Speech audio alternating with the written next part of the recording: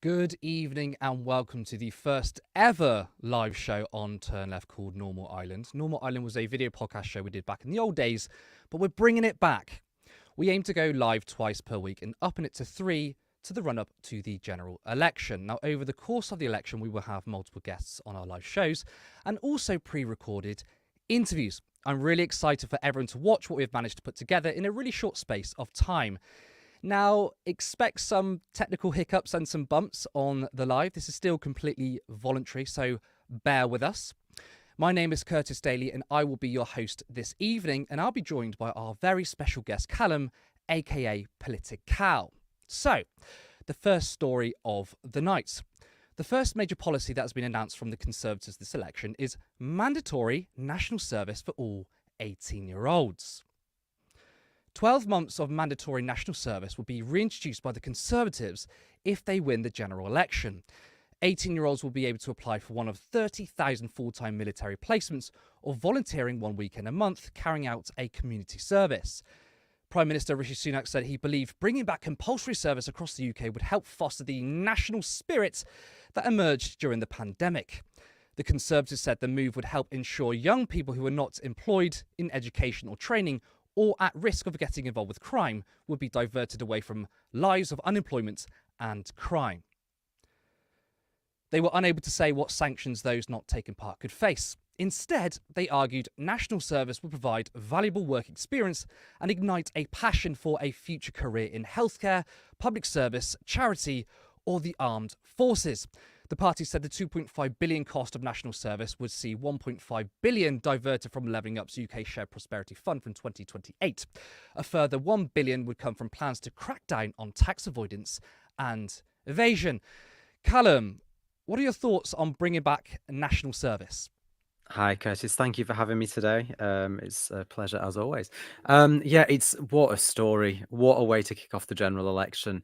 It's madness. It's madness. It's very clear to me that the Conservative Party are trying to appeal to a very particular type of voter.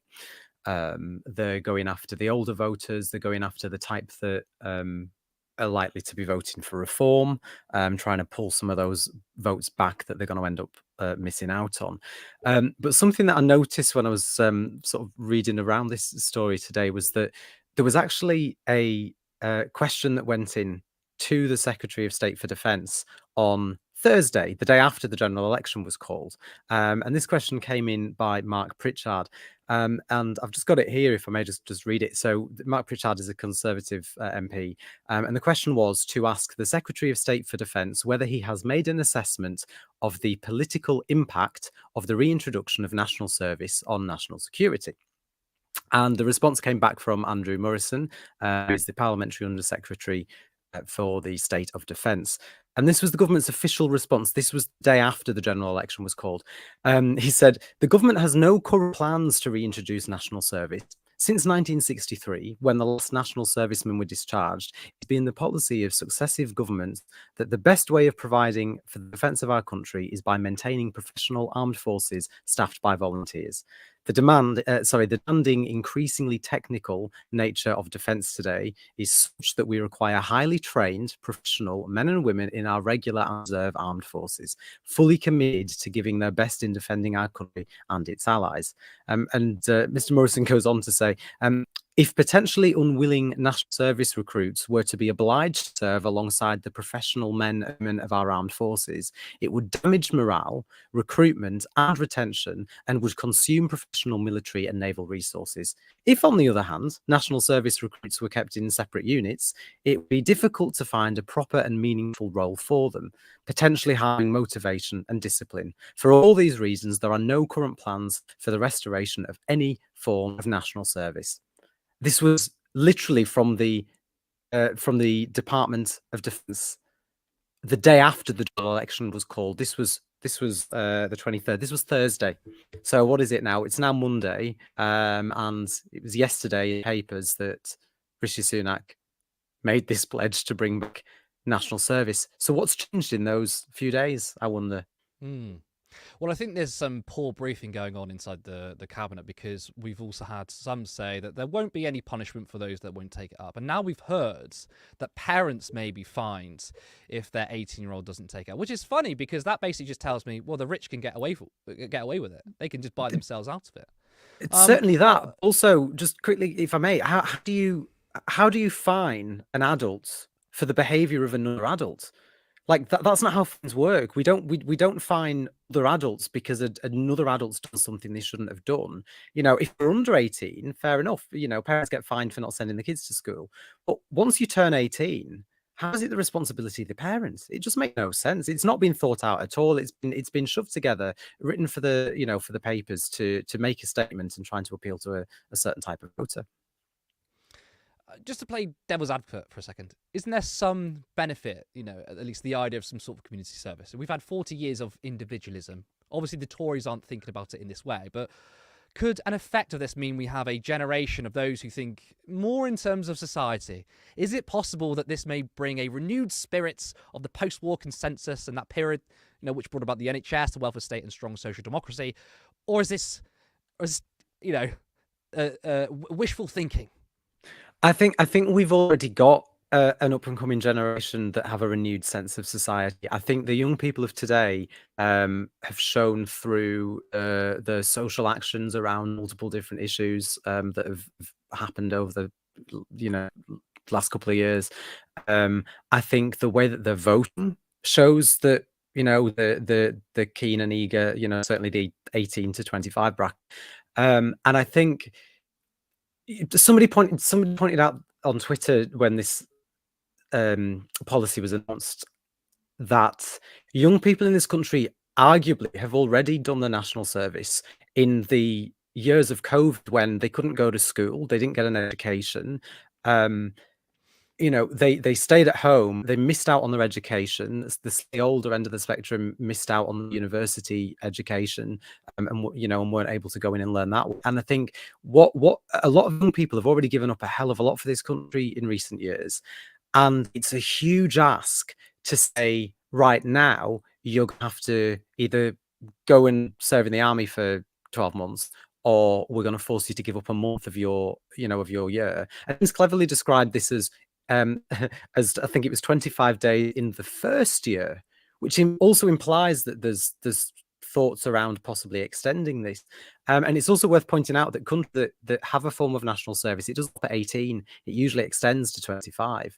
So there's also the possibility that, if the Tories were to win the next election and implement this policy, they could see a situation where people who can vote in this election, who are already 18 or older, may then end up having to take part in this form of national service. Do you think this policy may indicate that the Tories know they're going to lose and they just want to keep their own base? Because obviously it's not appealing to young people, but I think they know they can't win against young people. I mean, we when we poll people under 40, the Green Party comes second. So I guess maybe this is about shoring up their own base. And maybe even though the policy is bad, this is probably a good strategy for the Tories if they want to at least keep some of their seats. Yeah, I think it goes back to what I said at the beginning, that they're appealing to. I think the Conservative Party are worried about the threat of reform, not in terms of reform winning seats, but in terms of the Conservative Party hedging voters to them. And I think that they're trying to appeal to voters of a certain age. Ironically, voters who have never had to do national service themselves, most of them. Um, with this sort of, the youth of today need to be better disciplined because they're the problem. They're the troublesome teens of today, and we need to snap them into shape and give them some good discipline, and then they'll turn out all right. And I think it's just an old fashioned view, but as far as what you say in terms of them doing this knowing that they've lost the election, it certainly feels like, I mean, no planning's gone into this, right? The fact that the government were making official statements on Thursday saying that the government have no plans for national service at all, and that it will be a bad thing, and now this has suddenly been announced, shows that this hasn't been thought about. So I do think it's a vote grab, and yeah, you might be right. I think it does indicate that they're running scared. They know they're going to lose, and they just want to try and hold on to as many votes as they possibly can. Well, on the topic of young people, that brings us to our next story. So, Labour have doubled down their support for 16 and 17-year-olds having the right to vote. Now, these policies were in the 2015, 2017, and 2019 manifestos. Now, this seemingly uncontroversial policy has been met with a fair bit of opposition. Deputy Political Editor of GB News Tom Harwood tweeted this. Labour voted for a law to ban 16 and 17-year-olds from going on naughty websites, but want to lower the voting age to 16. Make it make sense. Alex Armstrong, commentator on Talk TV, BBC and GB News, says, I campaigned for votes at 16 when I was 16. I deeply regret it. I understood nothing about the country, the world or politics, and guess what? I supported Labour. This policy is just vote rigging. Now, the main opposition to this policy is the idea that 16 and 17-year-olds are too naive to vote. And Callum, first of all, I want to get your response to that. And also, this is actually an example that there is clear water between the Tories, who want national service for 18-year-olds, and Labour, who want younger people more involved into the political process. What do you think about that? Yeah, well, just firstly, in terms of the Tom Harwood tweet, I think Jess Phillip responded to it, and I've not got the tweet in front of me, but she basically said that what one of those things is about safety and protecting young people, and I think trying to make the comparisons young people having access to quote unquote naughty websites and giving them the right to vote is a little bit disingenuous. I think, you know, young people today, from what I've seen, are actually quite politically engaged. There's a lot of people that they follow politics, they watch what's going on, they want to be able to be involved. And I think the juxtaposition between this story and the last is laughable. On the one hand, you've got the Conservative government saying, conscription, essentially, national service, join the army at 18 and we'll get discipline into you. And on the other hand, we've got Keir Starmer and the Labour Party saying we're going to give 16 and 17-year-old the right to vote and an opportunity to take part in democracy. And it's interesting, isn't it, how the Conservatives think that they see nothing wrong with gearing up 18-year-olds and sending them straight off to serve in the army. But at 16 and 17, when you can join the army, you can't serve in war, but you can actually join our armed forces from 16. Apparently, that doesn't give you the right to vote. It's another one of those, nonsensical arguments. But from Labour's perspective, I do think it's great. They've been talking about this for a while. It will be nice to see it enacted. Obviously, 16-year-olds have got the vote in Scotland now for Scottish elections, and it doesn't seem to have done them any harm. I think there's a concern, though, from those on the right that by giving the vote to, another good few million young people, that's going to skew the elections that we have in the future in a particular direction, more towards the left. I've already seen articles in the last couple of days essentially trying to call it election rigging. Which is preposterous, because the idea that you're expanding democracy is rigging. Whereas, I think it's such an easy attack line to bat away, because if I was Keir Starmer or in his comms team, I would say, well, actually keeping it at 18 is vote rigging, because it's better for the Conservatives. We think more people should be involved in the political process. And if it means they vote Labour, it means they vote Labour. That means because we're offering them something. But I wanted to ask you that juxtaposition, because many of us on the left, including me, are big critics of the current Labour Party. And I feel like on their social and economic policy, they're far too similar to the Tories.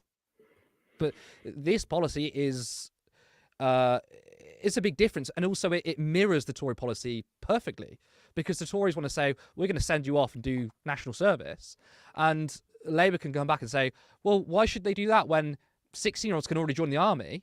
They're paying taxes, but they don't get to say in their future. So I think that this is actually this has come at a perfect time for Labour. And I think it's very clear to the electorate, what the difference is here when it comes to which party is the party for your people. We've got a party in government who have been in charge for 14 years, if you include the coalition, who tripled tuition fees for young people, who removed young people's right to work and travel free in 27 other countries across the European Union, who have damaged the economy so much so that the majority of even our generation and those below us are currently looking to potentially never be able to afford to even own their own home. And to put, the cherry on top of the cake, we've got a general election campaign that's just kicked off, and Rishi Sunak's like, "Yeah, we'll send off to fight and to get involved in the army and give up all of your time." And actually, Labour are offering, that Labour are saying to people, actually, I think we've seen the way that the government have pushed you to one side over the last 14 years. We've seen how badly impacted you've been by our politics, and we think it's right that you have a say in the future of that politics. And yeah, it's a great scheme. It's certainly something I can get behind, and I think we've got to give Labour the due with that one. It's a good policy. I agree. Now, before we move on to our next story of the evening, we want to ask for your support. You can do that by liking this stream and sharing it. You can also subscribe to Turn Left if you haven't already. And finally, you become a patron supporter and pledge £3 or £5 per month to help Turn Left become a fully fledged media organisation. Now, on to our next story. Jeremy Corbyn has announced his independent campaign to be re-elected in Islington North. Of course, as everyone knows, he was blocked as the Labour candidate, and there was speculation on whether he would stand down or fight. Labour have now confirmed that the Labour candidate for Islington North will be Praful Nagans, a private healthcare boss who runs a chain of IVF clinics. The local CLP have now released a statement. On the 24th of May, Islington North CLP members learned via a London Regional Labour Party post on X that the CLP's parliamentary candidate had been appointed.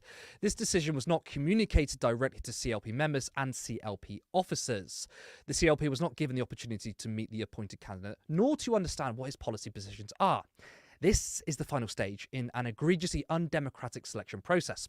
Once again, the National Labour Party has shown contempt for hard-working and dedicated members who campaign relentlessly to re-elect the London Labour Mayor, Sadiq Khan. The Labour Party defines itself as a democratic socialist party. On this basis, all members, including those in Islington North, have the right to genuine input, democratic decision-making, including the right to select the parliamentary candidate. In the case of Islington North CLP selection process, the actions of the Labour Party have fallen far short of its stated democratic standards. Callum, I'd like to get your thoughts on this entire debacle. It's interesting, isn't it? It seemed like a leopard doesn't change its spots. I mean, we've heard story after story after story of the Labour Party. I'm trying to choose my words very carefully because I appreciate well that. Messing about, shall we say, with candidates in local CLPs, where we've had local CLPs putting forward certain candidates that they want to see representing them, and the top of the party have said, no, you're not having them, we're going to put our candidate in. Time and time again has gone on recently within the party, whereby generally, if the CLP wants to put forward more socialist, more left-wing candidate, the top of the party immediately want nothing to do with that. If it's some more towards the centre of the party, then yeah, all right, we're all right. You can select the candidate, and it's quite telling. And I think the way that this has been handled, not only with Corbyn. I mean, play devil's advocate with Labour Party at this point in proceedings. Obviously, well, Corbyn is now no longer a member of the party at all. But prior to him announcing he was as an independent candidate, he wasn't a member of the parliamentary party because he had the whip removed. So from Labour's point of view, they needed to select a candidate anyway, and it probably wasn't going to be him. But for them to do what they've done, not communicate this candidate selection properly with the local CLP, again, it's another example of them just shoving the candidate that they want, and having complete disregard for the grassroots members of the party. Well, I mean, yeah, but I wonder how much of an impact does that make nationally? I mean, obviously, I think it's egregious what To to to Keir Starmer's to, done, but yeah, go ahead. to the average voter, probably very little. I mean, I don't think most.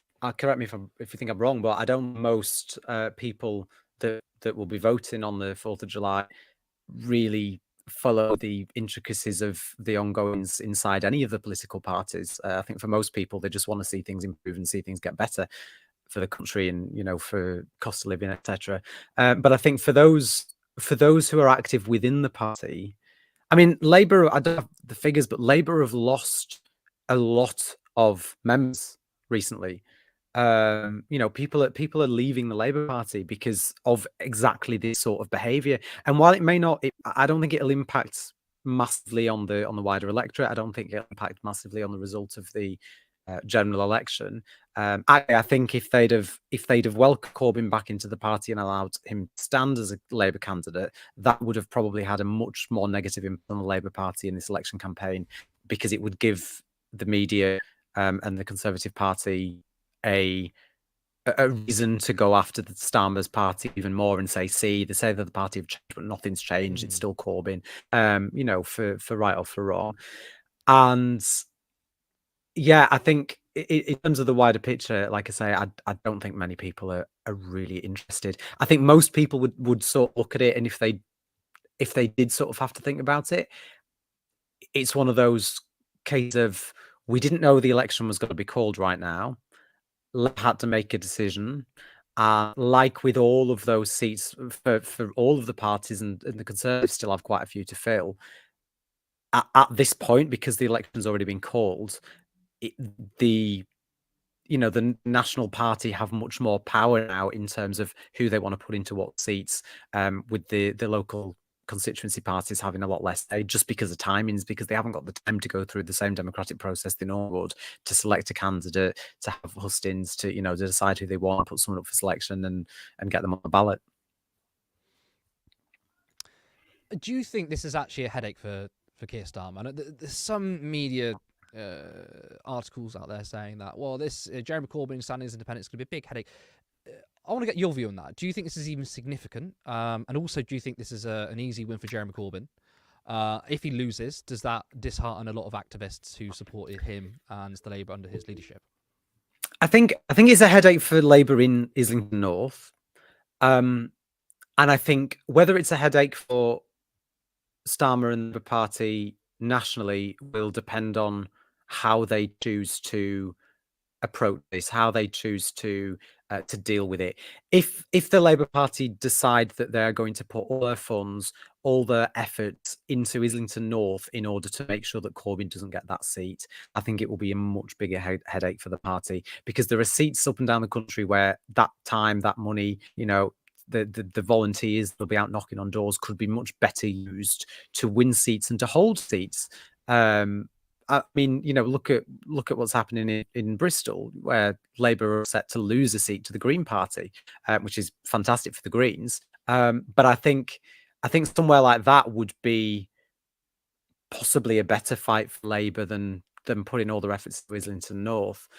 But yeah, it really does. It really does depend on how they broach it, how they go for it. If they just leave be, if they don't bother putting up much fight, if they just let Corbyn get on with his campaign, then I think it won't be an issue. Jeremy Corbyn as an independent MP is not going to be that big of a threat for the Labour Party, I don't think. Yeah, I mean, the way I see it is let him have a seat. I mean, he's one Yeah. MP. There's not much he can really do. Do they want to spend the time and money? And if they put a lot of effort into that seat and then lost it, that's actually more embarrassing for them. So they could turn around and say, yeah, we didn't really try because we knew that Jeremy Corbyn was popular, and that's it. Although, don't underestimate how spiteful the Labour right can be. And I wouldn't be at all surprised if they did put a lot of effort into Islington North, because they desperately don't want to see Jeremy Corbyn succeed. But that's never here nor there, I suppose. It's interesting as well how much of the media and political commentators and so on have already gone on the attack against Corbyn. I've seen. I mean, you've responded to some of the tweets, X posts, whatever we refer to them as now, with people, calling him egotistical, saying it's all about him, and it like this man has served this constituency for what, how many years now? Like it's like since the 70s or something, like 40 odd years. He has served his community.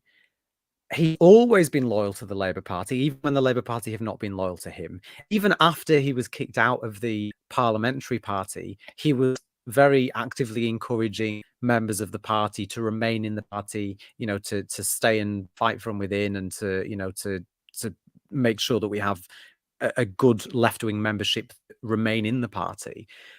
Even after the party had thrown him under the bus, kicked him out for something that their own investigation by the Ford report then found out to actually be accurate.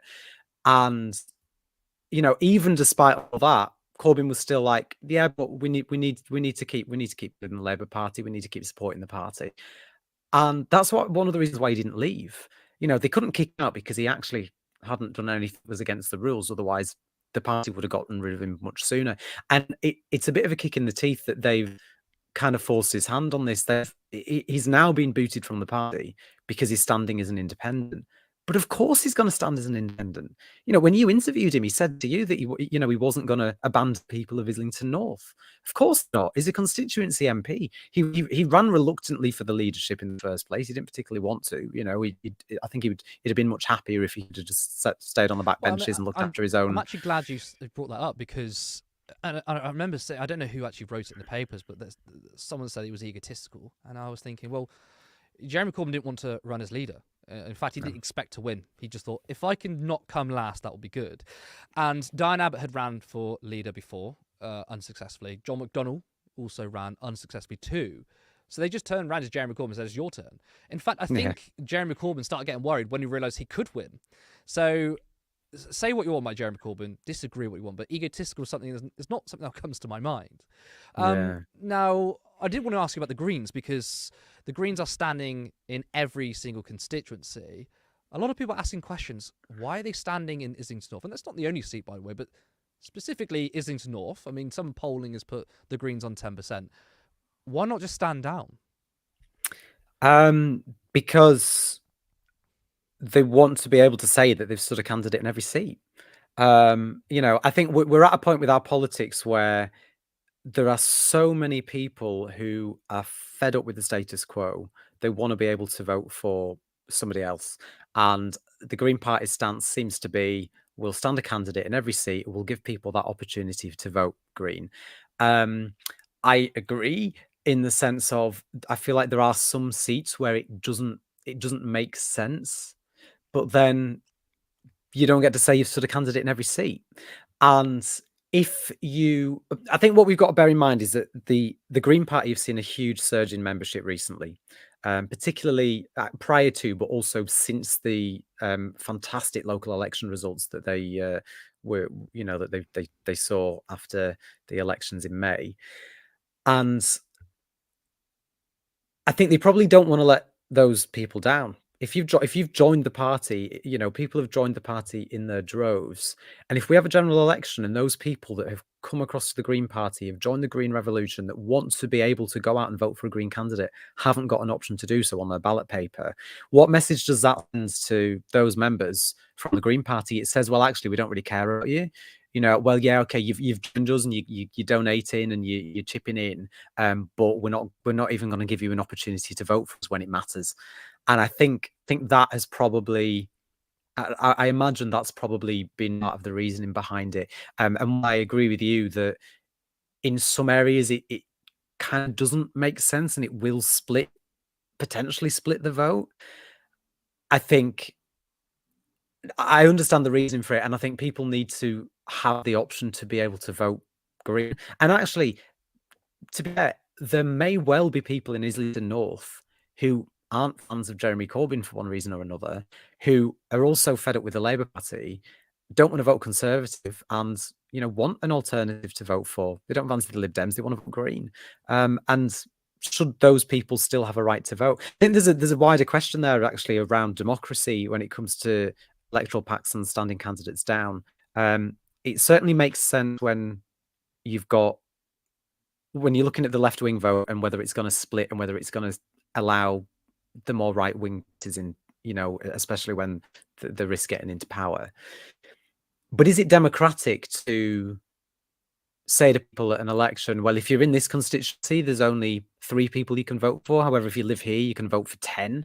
Do you know what I mean? Like, I know that there's a lot of independent candidates as well up and down the country. In some of those, in some constituencies, there will be a lot of candidates standing, particularly in the ones, I mean, I've not even looked at the list, but that, in Keir Starmer's constituency, in Rishi Sunak's constituency, in some of those big players, there is going to be an array of characters behind, behind the current prime minister and the next one. In those sports centres, whether it's Lord Buckethead, whether it's the guy that dresses up as Elmo every year, somebody else in a crazy outfit standing on whatever platform. But our democracy is such that it allows for that, and actually, I think Jeremy Corbyn has done so much for Islington North. I don't think he needs to be worried about the Green Party. I really don't. I don't think that the people of Islington North are going to abandon, just like he's not going to abandon them. I don't think they'll abandon him, regardless of who's on the ballot. Do you think a lot of people on the left are overestimating Jeremy Corbyn? Of course, he's a big figure. Of course, he's well loved and respected. But I'm not so confident. The reason why I'm not confident is because at the end of the day, Jeremy Corbyn is still going against a national party, a Westminster party. He's still got to fight the money. He's still got to fight the brand. I mean, I wonder how many people in Islington North even know that Jeremy Corbyn has been kicked out of the party. I mean, you're going to get a certain subsection of people like us, political nerds who knows what's going on. But then you've got the majority of people who don't really wake up to politics until a couple of days before the election. And there are people who have been interviewed on the street still don't know that Jeremy Corbyn is even running. So when you factor those things in, when people go to the ballot box, they'll see Labour and they'll just tick it. They might even think they're voting for Jeremy Corbyn. So I do want to put caution to people who say he's going to walk it. They will see Labour, but if they read the ballot, they'll also see Jeremy Corbyn's name there. And I think if they are, I mean, it depends. Do people read the ballots, or do people just immediately see a party and stick a cross in the box? I mean, I'm quite sad. I will sit and I will go through the list and I'll look at who's, because sometimes the parties put little slogans in and things as well. Sneaking like, Conservative Party at such and such name, ban 7 bins or whatever. They get little political slogans in there sometimes as part of they certainly did in the local elections. And I'm always interested to look and see, is anyone trying, what's going on? But do your average voters read the ballots, or do they just sort of see, oh, it's Labour, I'm just going to put a cross in the box? Because if it's that, then you might be right. There might be a risk of that. And I think that, it's but that said, Jeremy Corbyn is, by the time people come to vote, the people of Islington North are going to know that Jeremy Corbyn stands as an independent. I mean, it's going to be everywhere. The news they're going to be talking about it nationally again, like they already have been. I imagine in the local constituency, he'll have a great team behind him. There'll be flyers going out everywhere. There'll be posters up. I think it's going to be hard to miss. But maybe I'm sort of overestimating the electorate. Now, I just want to say, this is our first ever live stream. We have no idea how it's going to go. And I've already noticed that we've hit triple digits. We've had over 100 viewers. We're sitting around 98. I'm astonished, excited, and I just want to thank everyone who has tuned in so far. Please keep the comments coming. We will read your comments, and actually, as we do more live streams, we will try and incorporate reading your comments on stream. So one of you might even be on the stream. But I just want to say thank you to everybody so far. This is better than I could imagined. But now we will move on to the final story this evening, and we turn our attention to Rafah. Now, last night, Israel launched an attack on Rafah, with the death toll so far estimated to be around 35. The strike in the southern Gaza city hit tents for displaced people, according to Palestinian medics. Footage from the scene shows heavy destruction. However, Israel's military said it struck a Hamas compound in Rafah and killed 2 senior Hamas militants. It said it was investigating reports civilians were harmed. It said the attack took out Hamas's chief of staff for the West Bank and another senior official behind deadly attacks on Israelis.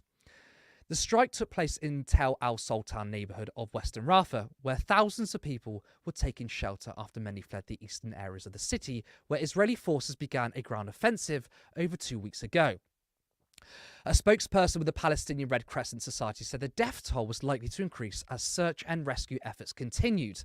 The society said the location had been designated by Israel as a humanitarian area and that people remain trapped amid the destruction.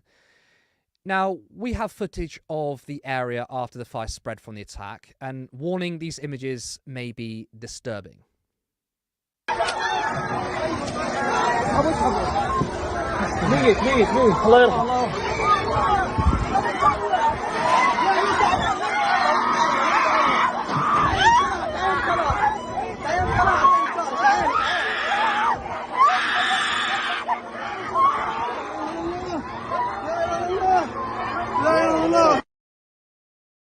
Callum, Israel have claimed that this was a legitimate target. They said they were aiming for Hamas. Of course, this isn't the first time they've said this. What are your thoughts?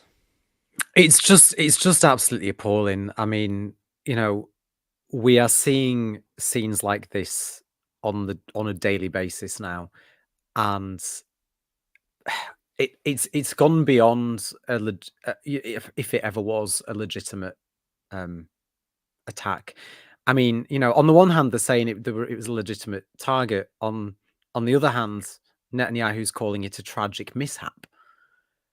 And it beggars belief that when innocent people are killed in this way, and people are quiet about it, they get on with it. But when people say, actually, this is unacceptable, this isn't right. Oh well, it was an accident. It didn't mean to happen. It was a tragic mishap. We were aiming for this. We were aiming for that. I remember not that long ago when the Israeli forces were telling people in Gaza to head to Rafah in order to stay safe. They said, go to Rafah and you will not be bombed. Go to Rafah and you will not be killed. Leave where you are right now, because if you don't leave from where you're going right now, you will die. Go to Rafah, and in Rafah you will be safe. And back then I said, give it a couple of months. They'll be doing exactly what they're doing there, because they've done it. They started at the top and they've worked their way down. It's interesting as well that this has come,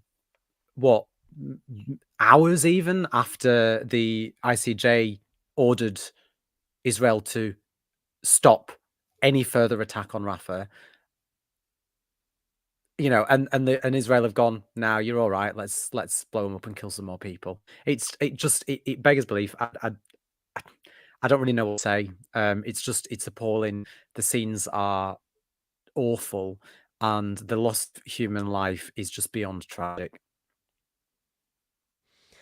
I think you get to the point where so much has happened, and if you're not convinced, will you ever be convinced? I mean, what we're seeing is clearly an ethnic cleansing and genocide, because, as you rightly pointed out earlier on, after the weeks and months after October 7th, the IDF told Palestinians to disperse and move into different areas, and one of those places included Rafah, and now they're bombing these places. So they're telling them to leave and then giving them no safe routes out.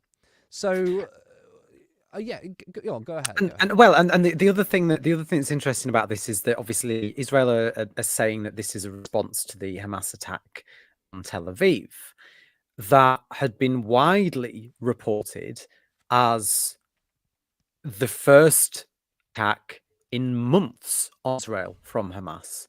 The sirens were heard in Israel for the first time in a long time as a result of Hamas's actions. So this whole Israel have the right to defend themselves. Well, yeah, of course, every country has the right to defend themselves when they're legitimately under attack. But when we've seen the scenes that we've seen since October and before, but let's use that as the basis, because everybody else seems to at the moment.